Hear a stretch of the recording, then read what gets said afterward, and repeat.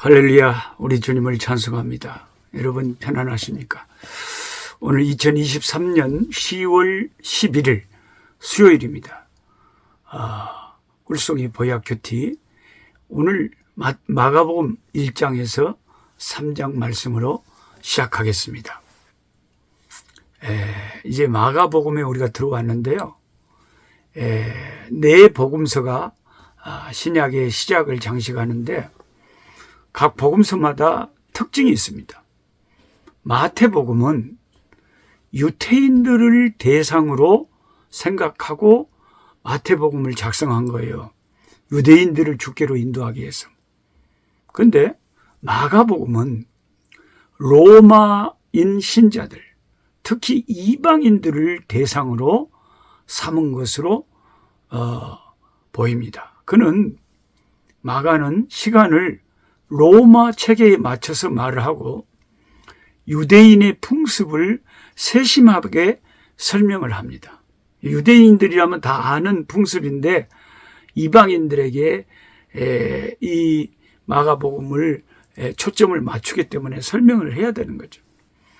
구레네 사람 시몬을 언급할 때 마가복음 15장 21절에 그가 루포의 아버지임을 밝히는데, 루포는 로마 교회의 중요한 일꾼이었습니다. 로마서 16장 13절에 그 이름이 나옵니다. 이러한 증거들로 봐서 마가복음이 로마에 사는 이방인 독자들을 위해서 기록되었다고 학자들은 추정을 하는 것입니다. 마가는 베드로와 친한 동역자죠. 마가와 베드로 되게 친합니다. 사도행전에 마가라 하는 요한으로 사도행전 12장 12절에 등장을 합니다. 마가라 하는 요한. 베드로가 감옥에서 기적적으로 천사가 와서 베드로를 감옥에서 빠져나가게 해줘서, 그리고 감옥에서 바로 천사의 도움으로 빠져나와서 문을 두들기고 찾아갔던 집이 바로 요한 마가의 집이었습니다. 요한 마가는 바나바의 조카였으며 바울의 1차 전도 여행 때 바울과 바나바와 선교 여행에 동행했었죠. 그러다가 밤빌리아에서 도중에 마가는 일행을 떠나 예루살렘으로 중간에 포기하고 돌아와 버립니다. 사도행전 13장에 나오죠. 이로 인해서 2차 선교 여행 때는 마가를 데리고 가자. 안 된다. 데리고 가면 안 된다. 놓고 바나바와 바울이 심하게 다투었습니다. 그리고 바울과 바나바는 각각 결별해서 하나님의 일을 하게 되죠. 그러니까 어떤 한 사람을 우리가 같이 일해야 되냐 말아야 되냐에 따라서도 또 주의 종들마다 생각이 다를 수가 있는 거죠. 바울이 옳다, 바나바가 옳다. 우리 인간들은 다양하게 자기 견해가 있을 수 있지만 하나님은 바나바도 쓰시고 바울도 쓰시는 것을 보면 하나님은 또 하나님 나름대로의 또 생각하는 것이, 판단하시는 것이 우리 인간하고는 또 다른 것 같아요. 요한 마가의 이런 우유부단함은 나이가 들면서 사라진 것 같습니다. 골로새서 4장 10절에 바울은 마가가 오면 환대하라고 합니다. 빌레몬서 24절에서는 마가를 바울은 자신의 동역자 목록에 포함을 시키고, 훗날 디모데에게는 디모데후서 4장에 네가 올 때에 마가도 같이 데리고 와라. 그가 나의 일에 유익하니라고 마가 좀 데리고 오라고 하는 걸 보면 이제 완전히 바울과 마가의 이 관계가 다시 돈독해졌음을 알 수가 있습니다. 마가 요한이 실패한 후에 유용한 사역자로 회복된 것은 베드로의 영향이 컸다고 짐작이 됩니다. 베드로가 마가와 친밀한 관계를 맺었다는 것은 베드로가 마가를 칭할 때 뭐라고 했어요? 내 아들 마가라고 불렀습니다. 베드로전서 5장 13절에 그렇게 적혀 있습니다. 너무 가까운 제자니까 아들이라고 그러면 아들, 내 아들 마가. 베드로 자신도 주님 앞에서 주님 따를 때에 실패했던 쓰라린 경험이 있었습니다. 그는 자신의 경험을 오히려 겸손의 기회로 삼아 한때 실패한 마가를 자기처럼 강한 사역자로 다시 일으켜 세웠고 하나님 나라에 꼭 필요한 귀한 일꾼이 되게 한 것이죠. 저와 여러분들도 우리들의 신앙의 삶을 살펴보면 실패할 때도 많습니다. 실패할 때도 넘어지고 자빠지고 깨질 때도 많습니다.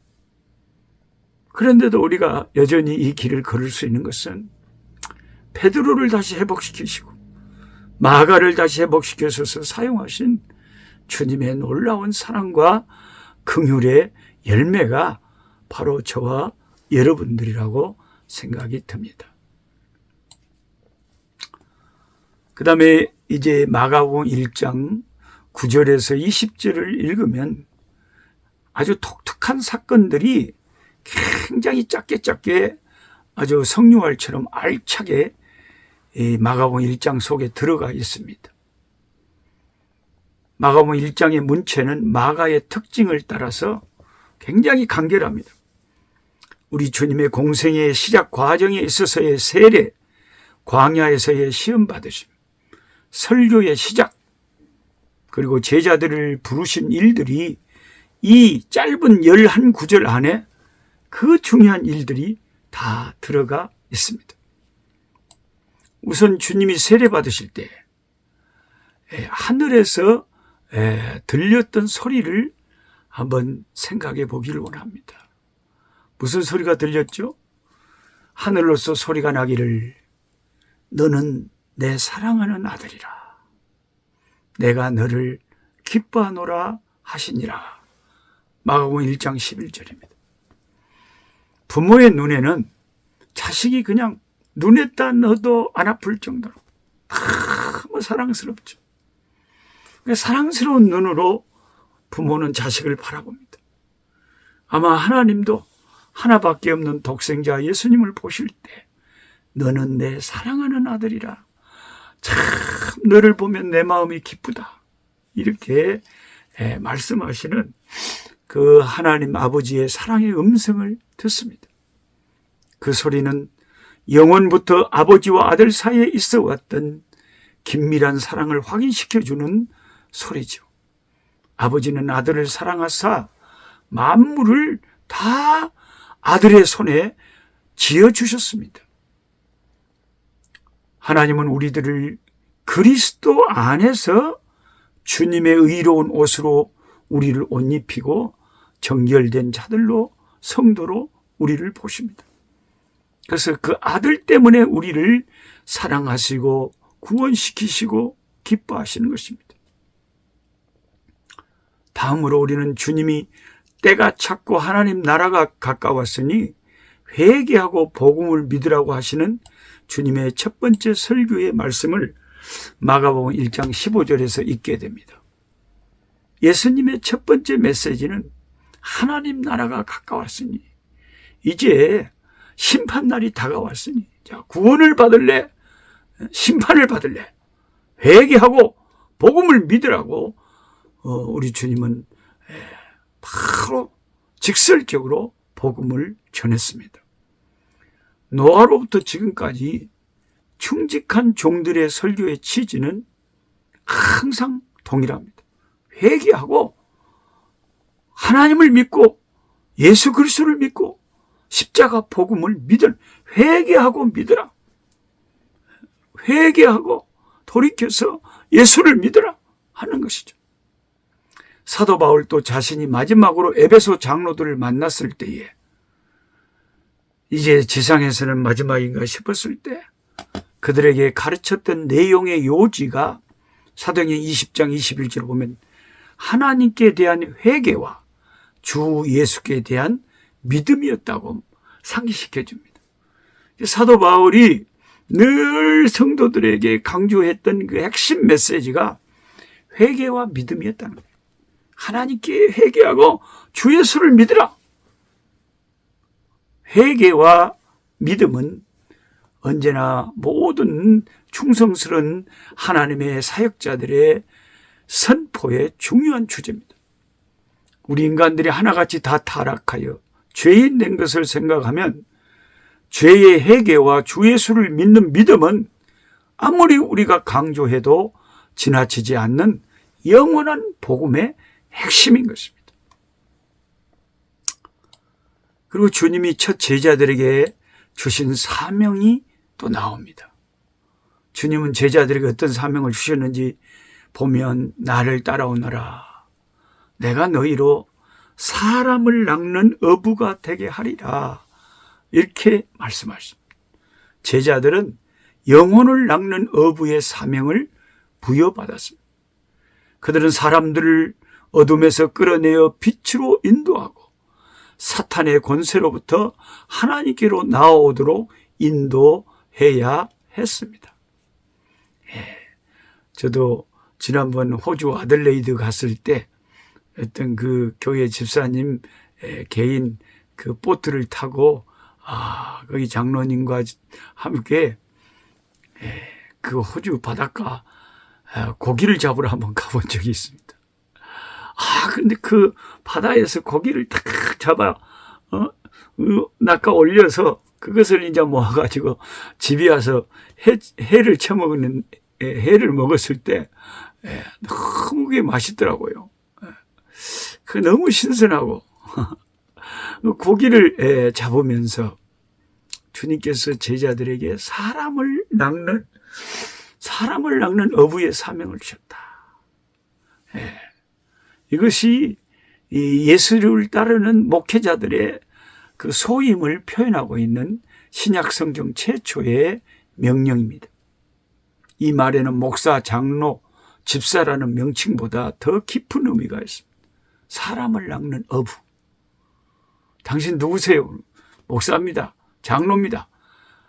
권사입니다. 집사입니다. 이런 말보다 저는 주님께서 사람을 낚는 어부로 불러주셨어요.